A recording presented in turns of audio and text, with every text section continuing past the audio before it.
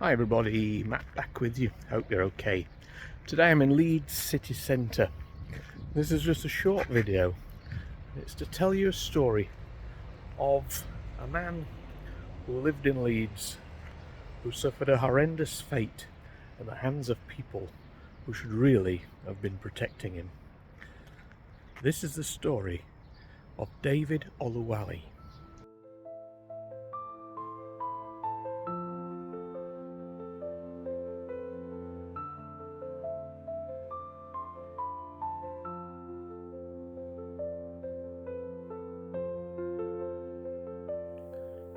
David Oluwale was born in Lagos, Nigeria in 1930. At 19 years old, he hid on board a cargo ship to Hull. He was charged as a stowaway and served 28 days prison in Armley Jail in Leeds. David had come to the UK in search of a better life. And as a trained apprentice tailor, on release from prison, he headed to Leeds city centre to join the clothing and textile industry. In 1953, Oluwale suffered a blow to the head by a policeman at a dispute over a bill at the King Edward Hotel in Leeds. He was once again jailed for 28 days, but in there he suffered hallucinations, possibly from the blow to the back of his head. He was moved to the Menston asylum for 8 years. Whilst there, he was regularly given electroconvulsive therapy and various drugs. The record of what drugs he was given, though, has since been lost. Upon release, he couldn't hold down a job and eventually became homeless. He often seemed to be in trouble with the Leeds police force, and in 1965 he even accused them of harassment. In April 1969, Oluwale fell into the River Aire off Leeds Bridge.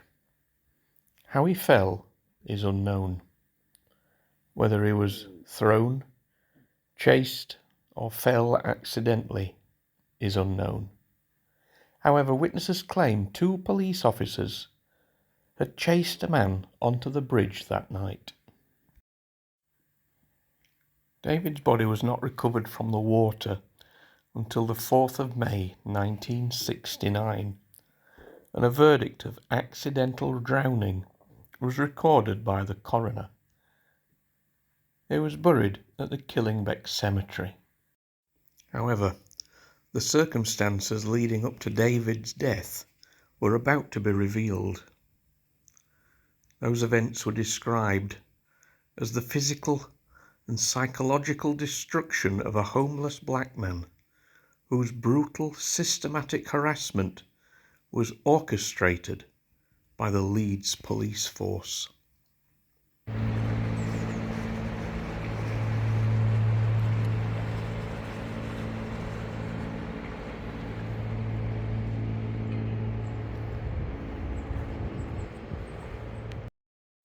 In 1970, a police cadet turned whistleblower and revealed that Oluwale had been the victim of serious and sustained mistreatment by officers of Leeds police force. An investigation discovered that Oluwale had been subjected to systematic, varied and brutal violence by 2 specific police officers, often in the presence of others who did not intervene. Those officers were eventually charged and put on trial for assault and manslaughter. The 2 officers were Sergeant Kenneth Kitching and Inspector Geoffrey Elliker, and they had first started harassing Oluwale in 1968.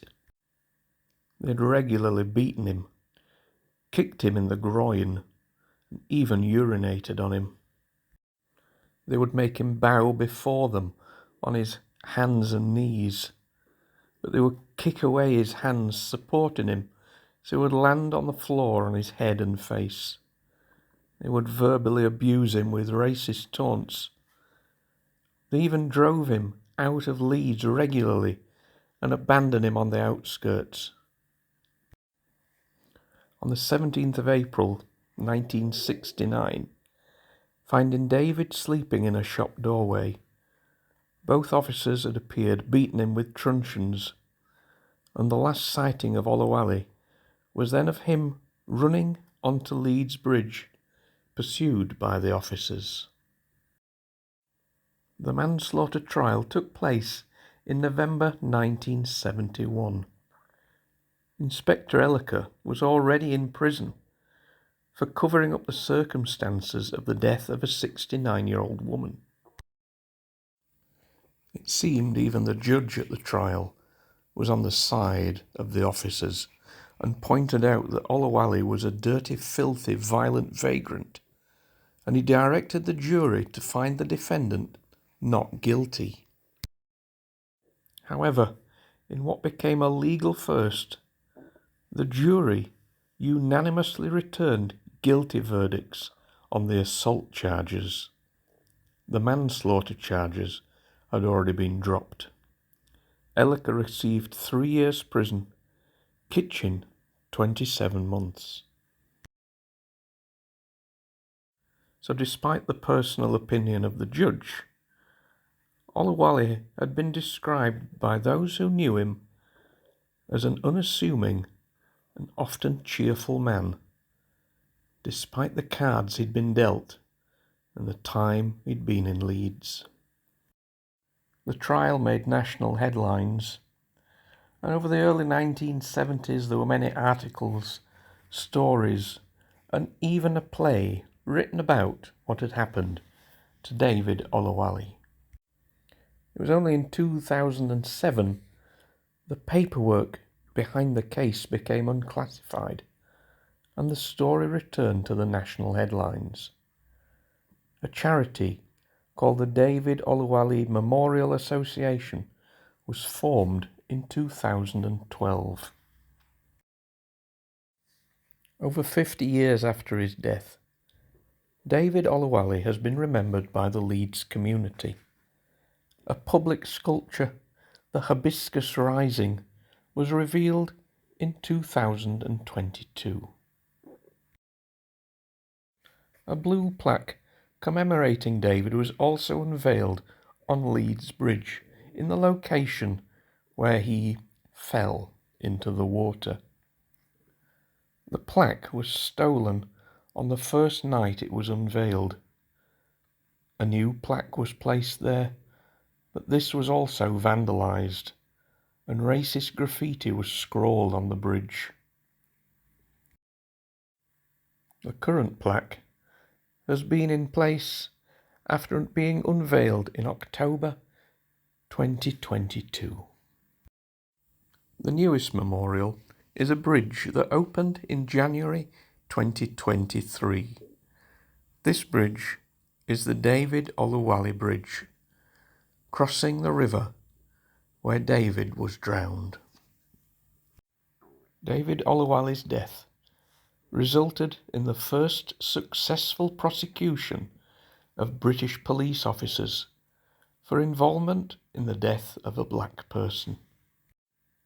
David Oluwale left a legacy in both his life and death, in discussions of racism, inequality, mental health, police practices and brutality, and much more. And half a century on, David isn't, and never will be, forgotten. So there we go, folks. That is the story of David Oluwale, an important figure in the history of Leeds, how things have to change to get better.